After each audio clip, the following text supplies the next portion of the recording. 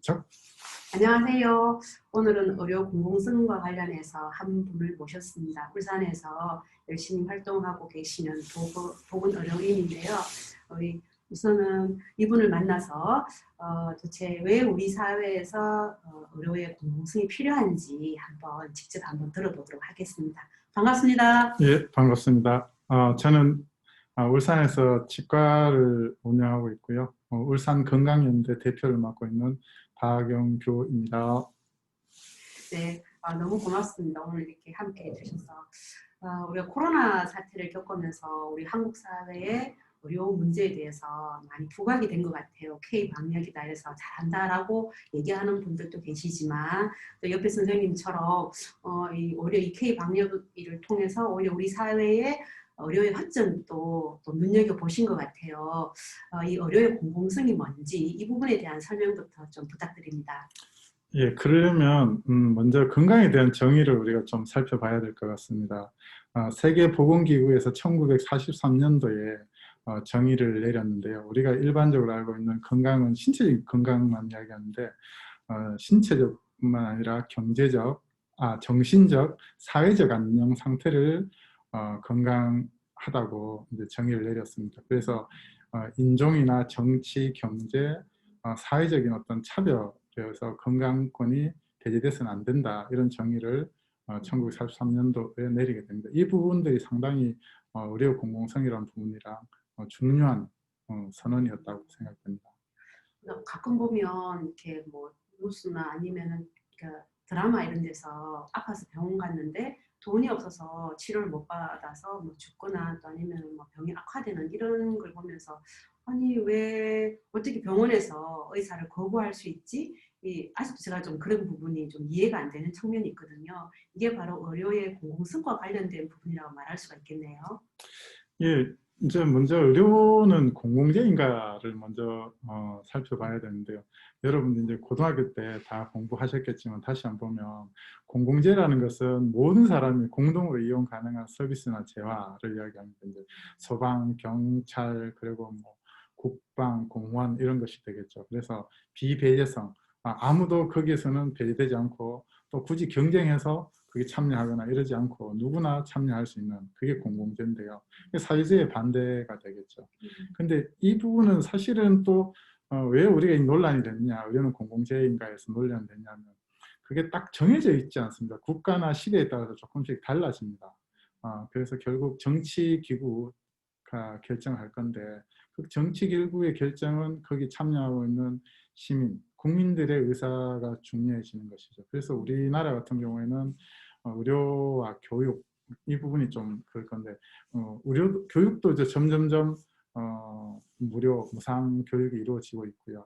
의료도 점점 그 국가 지원이 많아지고 있는 추세이긴 한데 아직도 부족하다. 그러려면 이 의료가 공공재인가에 대한 국민적 논의 그리고 시민들의 의견 이런 부분이 잘 반영돼야 된다, 그런 생각을 하고 있습니다. 네, 상식적으로는 누구든지 건강할 권리가 있고 또 생명을 우리 국가가 한 나라가 지켜줘야 할 그런 의무다라고 생각을 하는데 현실은 그렇지가 않는군요. 우리 사회를 볼 때 한국 사회의 그 의료 공공성에 어떤 문제가 있다고 생각하시는지, 저도 사실 병원에 뭐 가긴 하지만 그 부분에 대해서 깊이 있게는 잘 모르거든요. 이 부분에 대해서 설명 좀 부탁드립니다. 예, 우리가 병원에 다 가보셔서 알다시피 이제 우리가 보험을 먼저 들잖아요. 건강보험의 보험료를 미리 직장에서 내든지 지역을 통해서 내든지 이렇게 내는데 또 병원 가면 공짜가 아니고 본인 부담을 하라고 그러거든요. 그래서 우리나라에서 보장성이 한 60에서 70% 정도 된다고 하는데 실제로는 좀 더 될 것 같아요. 왜냐하면 여러분들이 잘 알고 있는 성형, 치과 보철, 한약 뭐 이런 거는 보험에 안 잡히기 때문에 실제로는 제가 판단하기에는 한 50% 정도 본인들이 의료비가 보장이 되고 한 50%는 본인들이 부담을 해야 된다, 그런 그 대체 추정할 수 있는데요. 앞으로 이제 점점 늘어야 될 것이고 뭐 문재인 케어, 문케어를 통해 좀 더 보장성을 늘리겠다고 하지만 아직은 부족한 상태입니다.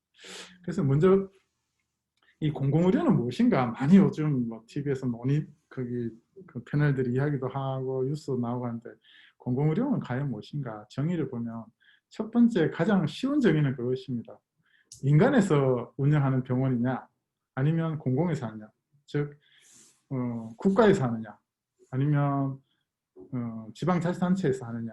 이렇게 하면 이제 공공기관에서 하면 공공의료기관, 그리고 민간, 우리가 잘 알고 있는 뭐 울산대병원, 뭐 동강병원, 울산에 있는 이런 병원들은 민간이 하니까 이거는 민간 영역, 민간 의료 이렇게 봅니다. 그래서 차이는 뭐 그런 것 같습니다. 이제 공공병원은 이제 공익, 즉 국민들 건강 우선 두는 거고, 민간 의료는 수익, 내가 병원에서 돈을 벌려고 하는 거지 국민들 건강이 우선에 있지는 않는 것이죠. 그래서 왜 공공의료가 중요하냐면, 공공은 거기 소속된 그 공동체에 있는 모든 사람들의 건강을 우선시 주기 때문에 훨씬 민간 의료보다는 중요한 가치를 가진다.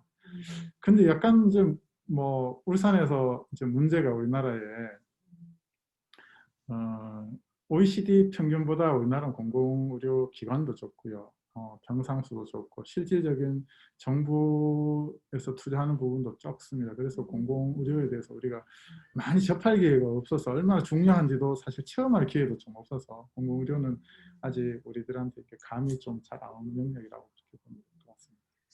네, 뭐 이렇게 좀 아파서 병원에 갔을 때는 좀 경험할 수가 있겠죠. 그러니까 우선은 의사들이 너무 바빠서, 저도 우리 어머니 모시고 병원에 한번 가면 뭐 한 시간 기다려서 의사분 한 1, 2분 잠시 보고 나오게 되는, 이런 하면서 도대체 이게 뭐지? 이런 생각을 하게 되는데, 이런 것도 이 의료 공공성하고 관련이 되나요?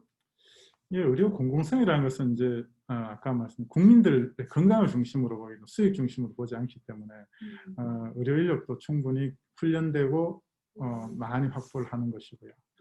그리고 환자들은 충분한 필요한 서비스를 제공을 하는 건데, 우리나라는 병상 수로 봐서는 약 90%, 그리고 병원 수로 봐서는 약 95%가 민간 병원입니다. 그렇기 때문에 민간에서는 빨리 환자를 보고 급하게 약을 많이 주고 뭐 이렇게 하면서 병을 낫게 해주고 수익을 많이 올리는 방식이기 때문에 빨리빨리 환자를 밀어내는 방식이 우리나라 의료 방식입니다. 그래서 수익성을 중심으로 보게 되는 것이죠. 그래서 또 일면에서는 공공의료는 이제 그렇게 하지 않기 때문에 적자가 발생하고 우리나라에서 경쟁이 떨어진다 이렇게 얘기하는데, 어떻게 봐야 될 것인가는 고민인 것 같습니다. 특히 우리가 필수 의료라고 하는 부분, 뭐 지금 감염병에서는 돈을 우리 안 받고 지금 코로나 검사하고 막 하잖아요.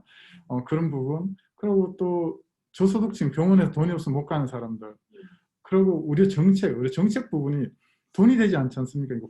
우리 어떻게 우리 정책을 잘 세워서 할 건가? 이 사람들이 진료를 직접 하지 않고 돈이 안 되는 이런 영역은 그 공공 영역에서 할 수밖에 없거든요. 그래서 돈이 안 된다고 애들이 몇 명 없다고 산부인과가 사라져 버려요. 그 농어촌지가 사라져 버리면, 그러면 애들을 놓을 수가 없으니까 그 사람들 또 대도시로, 우리나라 인구 문제, 저출산 문제 같은 경우도 필수 의료 이 문제랑 상당히 연관되어 있는 것이에요. 그래서 이 공공의료는 꼭 필요하다. 물론 민간 의료가 전혀 필요 없는 것은 아니고 공공과 민간은 병행돼야 될 문제들이 있다. 그렇게 생각하시면 될 것 같습니다. 저희들도 병원 갔을 때 좀 이런 검사를 꼭 해야 되나? 뭐 이런 생각을 할 때도 있어요. 이런 것들도 만약 공공의 의료성들이 떨어지면 과잉 진료라는 것도 그렇게 해서 발생하는 건가요? 그렇죠. 이제 공공의료에서 하는 것 중에서 표준 진료라는 부분이 있는데, 환자 한 명을 치료하면 이 정도 비용으로 충분히 할 수 있다. 이 정도 시간에서 이런 부분을 하면서 민간에도 이렇게 가자 이렇게 할 수 있는 것이에요. 그런데 이제 민간 같은 경우 수익을 우선해야 되니까 과잉 진료, 과잉 검사, 그리고 그 사람들에 대해서 돈이 안 되는 환자를 다른 쪽으로 밀어버린다든지 이런 부분이 있는 것이죠. 그래서 그걸 극복하기 위해서는 공공에서 좀 잘하고 민간도 그 부분을 따라오고 이런 부분이, 물론 뭐 효율성 문제가 된다면 어떤 뭐 민간에서 장점이 있다면 민간에서 할 수 있지만, 우선 공공의료가 바로 서야 된다. 그런 것 같습니다. 우리나라는 거꾸로 되어 있는 거죠. 그렇죠? 네. 아직 그 90몇 프로가 인간이라는 얘기 듣고 저도 깜짝 놀랐습니다. 그러면 우리 보통 보면 유럽의 선진국은 공공의료가 우리나라보다도 훨씬 더 높다라고 얘기를 들어왔었는데 이번 코로나 사태를 겪으면서 유럽의 의료가 저렇게 취약한가? 이런 약간 좀 의문도 가지게 되고 우리나라가 오히려 더 나은 거 아닌가? 이런 생각도 하게 되는데요. K 방역 이러면서 또 많이 또 떴잖아요. 이 부분에 대해서 어떻게 바라봐야 되나요, 그러면? K 방역이 지금 이 감염병에서 상당히 효율적이다는 부분은 좀 인정을 해야 될 것 같고요. 실제로 우리가 좀 국민들이 안심하고 지금 일상적인 생활을 할 수 있다는 건 상당히 자부심을 가질 만하다고 생각이 듭니다. 그런데 이제 유럽 공공의료에 대해서 약간의 잘못 알고 계신 부분들이 있습니다. 첫째, 유럽은 한 80에서 90% 민간 의료가 10에서 20, 우리나라 거꾸로 80에서 90%가 공공의료입니다. 국가나 지방자치단체에서 운영을 하게 되는데요. 코로나의 그 감염병의 특성상 최고 중요한 거는 치료보다는 사실은 방역입니다.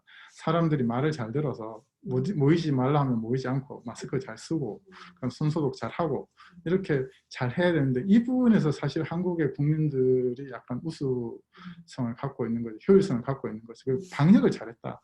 유럽 애들 보면 저녁에 막 매일 모여서 술 먹고 축구장에서 춤추고 막 축제하고 파티하고 이런 걸 보면 방역 문제가 첫 번째 유럽의 공공의료의 문제 있는 것 같고요. 두 번째는 유럽에서도 사실 신자유주의가 유럽을 휩쓰면서 공공의료에 투자가 계속 줄어들었습니다. 이게 돈이 안 되니까 국가에서 계속 줄인 것이죠. 줄여서 많은 병원들이 이번에 봤다시피 병원에 있는데 안에 들어갔더니 뭐 산소호흡기나 이런 부분이 없는 거예요. 껍데기만 있는 것이고 과거에 10명이 근무하던 간호사들이 전부 다 구조조정해서 뭐 2명, 3명이 있고 이러면서 환자들이 와도 진료할 의료인들도 없고 시설도 없는 그런 것입니다.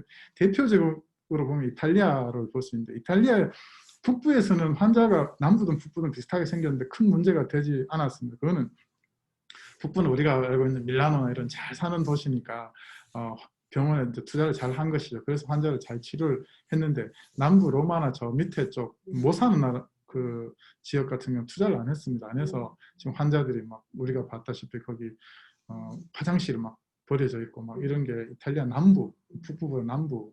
그래서 제대로 된 그 공공의료인데 제대로 된 투자가 되고 관리가 된다면 공공의료의 문제는 해결될 수 있다. 그래서 공공의료의 문제가 아니고 그게 투자가 안 된 문제다. 유럽의 문제 이렇게 볼 수 있습니다. 그러니까 공공의료 기본적인 공공의료의 성격을 띠고 있지만 북부에서 이런 공공의료 체계가 잘 갖춰져 있고 남부에서는 제대로 이렇게 안 갖춰져 있다 이렇게 볼 수 있는 거네요. 네, 그런 문제들이 이제 상대적 비교를 하면 그렇게 볼 수 있는 것이죠. 네, 제가 생각했을 때도 우리가 뭐 소방서 매일 불러하는 건 아니지만 소방병원이 없으면 안 되잖아요. 마찬가지로 이 어려운 문제도 내가 이렇게 평상시는 아프지 않지만 만약 아플 경우에는 반드시 내가 이렇게 이 병으로 인해서 내 생활이 피해를 본다라든가 내가 또 경제적으로 또 빈곤해진다라든가 이래서는 안 되지 않는가라는 생각을 하게 되는데요. 우리나라의 공공의료가 생각보다도 상당히 취약하다라는 부분에서도 약간 좀 놀랍습니다. 그러면 이런 문제를 해결하기 위해서는 우리나라에 어떻게 해야 될지 남들을 좀 제시하는 정책이라든가 일단 어떤 걸 얘기할 수 있을까요? 예, 아까도 말씀드렸다시피 민간의료와 공공의료는 좀 같이 가야 되는 부분이 있습니다. 그래서 우리나라는 그런데 공공의료가 너무 부족하다. 시설이 지금 문제되는 게 우리나라 환자가 작잖아요. 이제 뭐 하루에 뭐 오늘 어제 한 500명쯤 됐는데 그런데 이제 경증 환자들도 빼면 중증 환자는 그렇게 많지 않거든요.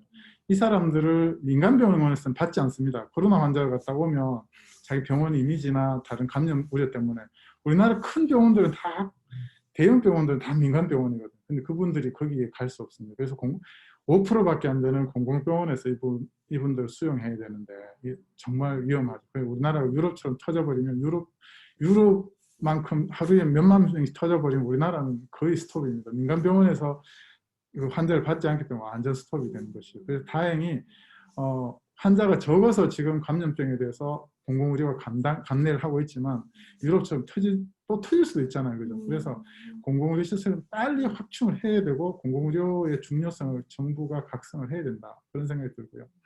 또 하나 인력의 문제인데 잘 아시다시피 지금 뭐 우리 감염병에서 가장 중요한 거는 의사들이라기보다는 그 간호 인력, 네. 간호사들이 어떻게 그분들이 건강을 회복할 때까지 잘 케어를 하느냐 이 부분인데 우수한 간호사들이 대우를 잘 받고 길게 자기 역량을 확보할 수 있는 그런 투자들이 되어져야 됩니다. 그래서 짧게 쓰고 밤새도록 긴 장시간 노동해서 우려먹고 이제 소진돼서 간호사들이 현장을 떠나버리는 이런 것은 없어져야 될 것 같습니다. 그래서 경쟁이나 수익 중심의 민간 의료에 대해서 우리가 너무 맹신을 하는데 그 부분은 한번 정말 코로나 시기에 한번 고민을 해볼 필요가 있다 그런 생각이 듭니다. 그리고 올 초에 대구에 이제 이렇게 많이 발생하면서 이 공공의료 문제라든가 병상 수의 문제 이런 게 많이 제기가 됐는데 지금 올해 지금 연말 되어가고 있는데 정부 정책이 이렇게 병상 수를 늘린다라든가 이런 공공성을 늘리는 방향으로 지금 가고 있지 않나요? 그런데 그렇게 이야기를 하고 있는데 여전히 이제 정확한 정책이実施되고 있지는 않습니다. 왜냐하면 원래 내년 예산을 봤더니 공공의료에 투자되는 시설 확충에 투자되는 돈이 얼마냐면 0입니다. 0. 진짜요? 네. 네. 이런 대형 감염병 사태를 맞이하였는데도 불구하고 공공의료에 대한 투자가 빵이라는 것은 국가가 민간 의료에 대해서 맹신을 하고 있고 시민들이 여기에 대한 요구들이 좀 약하지 않는가 그런 생각이 듭니다. 몰랐어. 네, 그래서 사람들이 잘 모르고 있는 부분이 있습니다. 그래서 우리 의료 체계가 지금 코로나를 잘 막고 있는 것이 지금의 의료 체계 자체가 문제가 없고 또 민간 의료가 우월하기 때문에 잘 운영된다고 우리가 착각을 하고 있는데 그렇지 않습니다. 공공병원을 확충하고 공공의료 시설에 대한 투자를 확대해야 됩니다. 네, 또 의사이신데 네. 또 원래 저도 이제 이렇게 의사 파업을 보면서 실제 파업을 해야 되는 사람들은 간호사가 아닐까 이런 생각을 했었거든요. 아니 왜 의사들이 어쨌든 우리 사회에서는 좀 그나마 좀 이렇게 사회적인 지위라든가 경제적인 지위도 높으신 분들께서 왜 파업을 하실까 이런 생각을 했는데 같은 의사로서 의사 파업에 대해서 어떻게 생각하시는지 간단하게. 네, 옳다 맞다 이 이야기는 조금 더 고민할 문제가 있는 건 제가 생각하는 부분은 그렇습니다. 건강의 주체가 누구인가 그 부분이 이제 철학적인 부분이겠죠. 건강의 주체는 우리가 알고 있는 이제 공급자인 의사나 병원이라고 생각하는데 실제로는 건강은 아까 건강에 대한 개념을 봐서 당사자죠. 이제 환자죠, 환자. 환자라는 표현도 요새는 쓰지 않습니다만 의료에서는 시민들입니다. 시민이 건강의 주체가 되어야 되는 것이죠. 그런데 이제 의사 파업은 의사들이 지금의 의료에 본인들이 주체라는 그런 의식들을 갖고 있는 것 같아서 조금 문제가 있다는 생각을 갖고 있고요. 그래서 특히 수술실, 응급실 이런 부분까지 폐쇄해버렸잖아요. 그 부분은 파업, 물론 의사도 노동을 하는 사람이 노동하는 사람 누구나 파업권을 가질 수 있습니다. 그래서 이 사회적인 자기 의사 표현이 제대로 안 될 때 약자로서 파업은 할 수 있는데 수술실, 응급실까지 파업을 하고 그리고 환자들에 대한 어떤 최소한의 조치도 없이 파업을 한다는 부분은 조금 고민할 부분이 있는 것 같고요. 그리고 또 하나는 명백한 건 지금 의사 수가 부족하다는 것이죠. 그리고 특히 지역 불균형 문제가 심각합니다.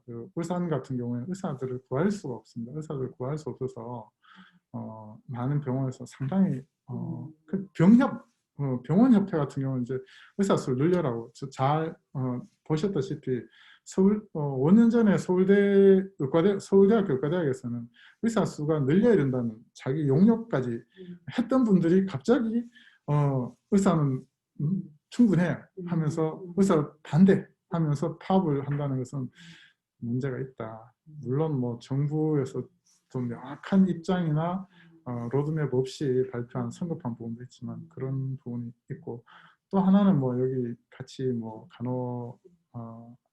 간호생들이니까 간호학생들 간호사들은 과연 문제가 있을 때 이렇게 파업이 가능했을 수 있을 것인가 그건 또 아닌 것 같거든요. 그래서 이 의사 파업은 약간 힘 있는 사람들의 자의적인 판단 여기에 근거하고 있다. 그래서 저는 의사 파업은 좀 문제가 있다 그런 생각을 하고 있습니다.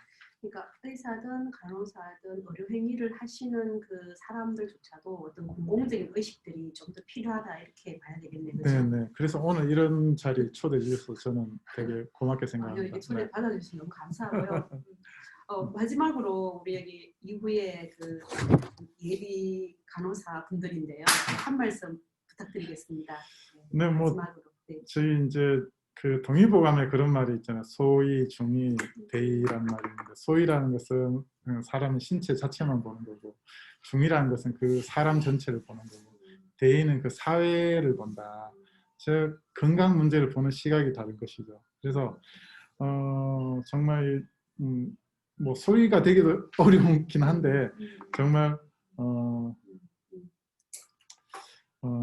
길게 정말 사람을 보고 병보다는 사람을 보고 사람보다는 그 사람의 상황, 그래서 정말 이 사람이 왜 왔는지 그 사람 경제적 상태나 가족 상태 이런 부분도 같이 볼 수 있는 그런 그 미래의 보건의료인이 됐으면 싶고요.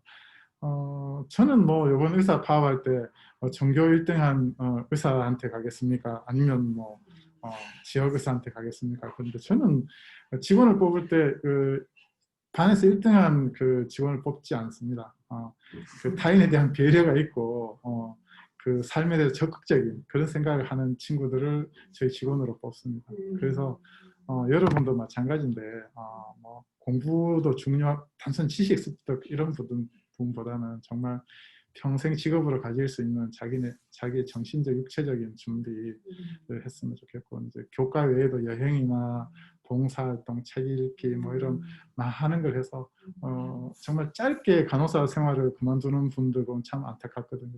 길게 학생 생활을 하면서 본인이 길게 간호사 생활을 할 수 있는 그런 좋은 예비 의료인들 그리고 앞으로 좋은 저랑 같이 일할 수 있는 동료 의료인으로 같이 사회에서 봤으면 좋겠습니다.